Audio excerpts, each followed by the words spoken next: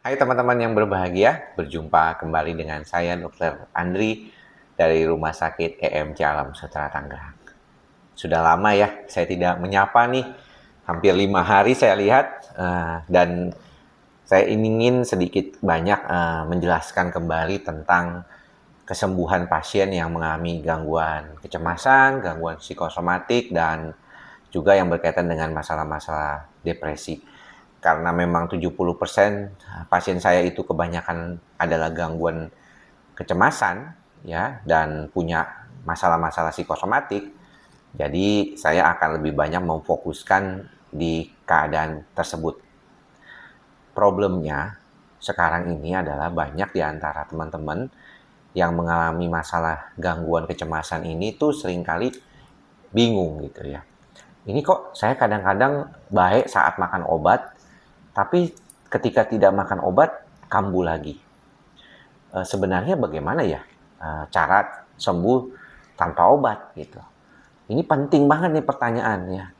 Dan sudah berkali-kali pula saya bikin videonya, cuman mungkin buat teman-teman yang baru pernah mendengarkan atau bergabung di YouTube channel Andri Psikosomatik ini, kita perlu bahas lagi nih ya. Yang paling penting adalah bahwa obat memang membantu keadaan kesembuhan pasien yang sudah mengalami gangguan kecemasan yang agak berat atau sedang berat. Nah, mengapa saya bilang demikian? Di salah satu video saya pernah membahas bahwa gangguan kecemasan panik biasanya yang sudah menimbulkan gejala-gejala psikosomatik yang cukup dominan, misalnya berdebar-debar, sesak napas, keluar keringat dingin, jantungnya berdebar-debar seperti itu yang sampai bikin takut sakit serangan jantung ataupun perutnya takut bloating gitu ya. Itu biasanya kita tahu problemnya itu memang dikaitkan karena ketidakstabilan sistem saraf pusat otonom. Jadi kalau demikian ada baiknya kita membantu ya dengan pengobatan dulu. Nah, setelah itu barulah kita melakukan suatu sikap ya perilaku perasaan yang kalau kita bilang itu dalam mengatasi gejala tersebut. Itu istilah awamnya lah. Tapi istilah medisnya itu namanya psikoterapi. Ya. Nah, cuman kan nggak semua orang tuh punya kesempatan untuk melakukan psikoterapi. Satu. Yang kedua, psikoterapinya sendiri mungkin memerlukan waktu dan biaya. Ya, udah makan obat ada biaya, ditambah psikoterapi juga berbiaya gitu. Kayak apa sih dok psikoterapi itu?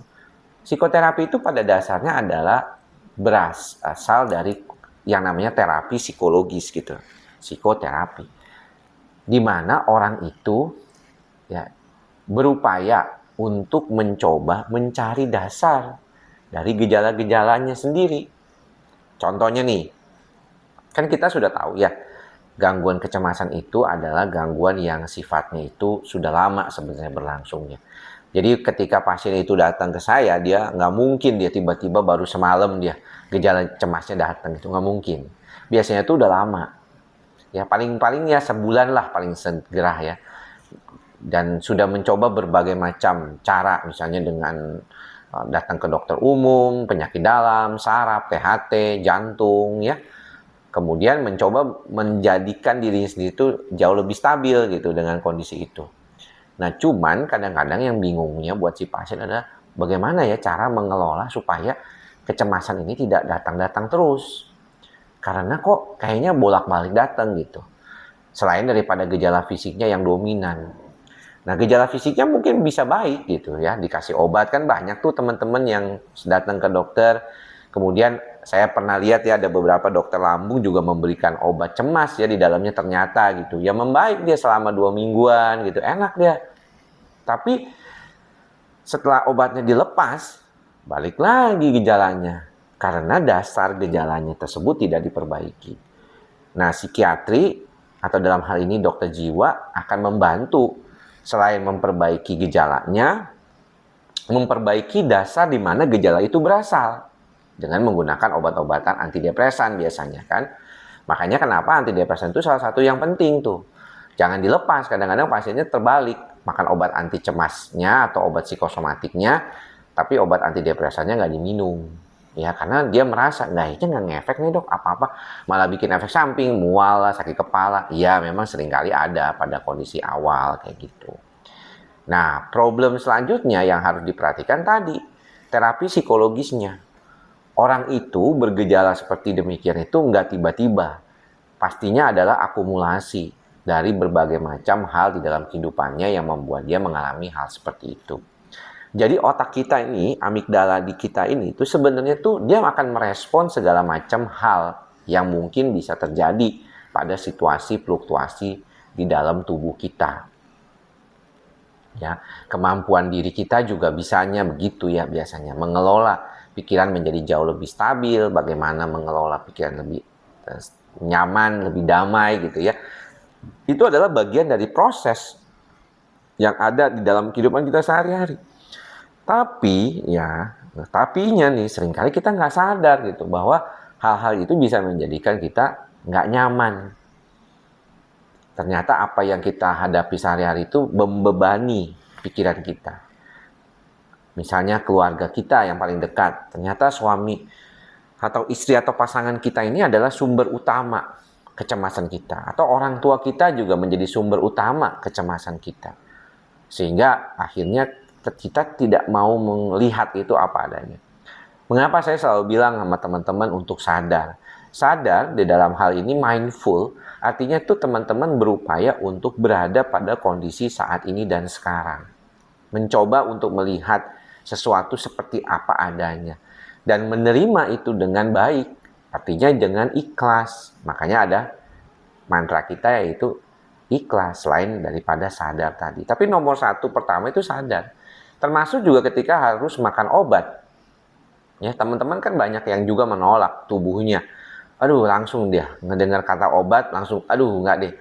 Orang tuh kayaknya anti banget makan obat dokter jiwa. Kenapa? Dianggapnya kayaknya nggak perlu lah dok. Masa kayak begini aja aku udah makan obat jiwa? Ya kalau misalnya begini aja kenapa nggak baik sendiri dengan cara-cara non obat, ya kan? Relaksasi bisa nggak dilakukan? Tidak. Tadi juga teman saya kebetulan bertanya gitu ya, gimana ya caranya supaya lebih baik?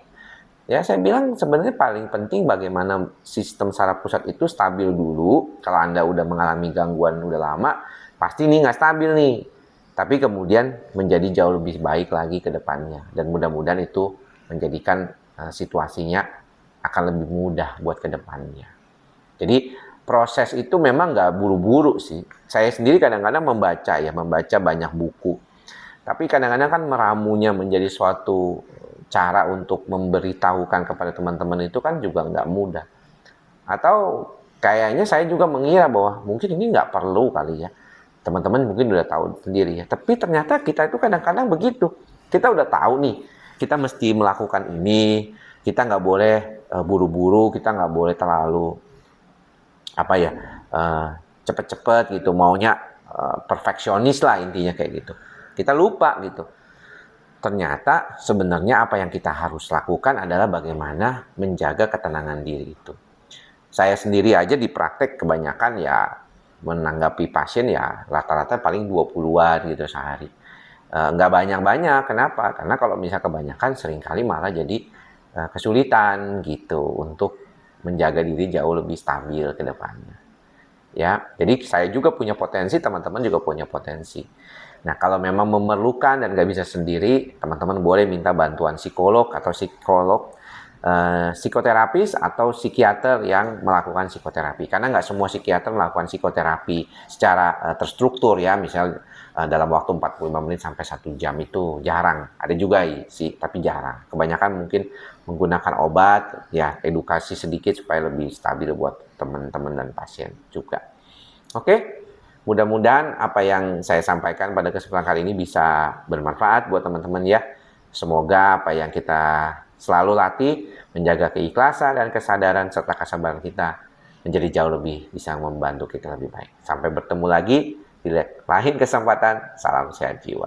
Bye-bye.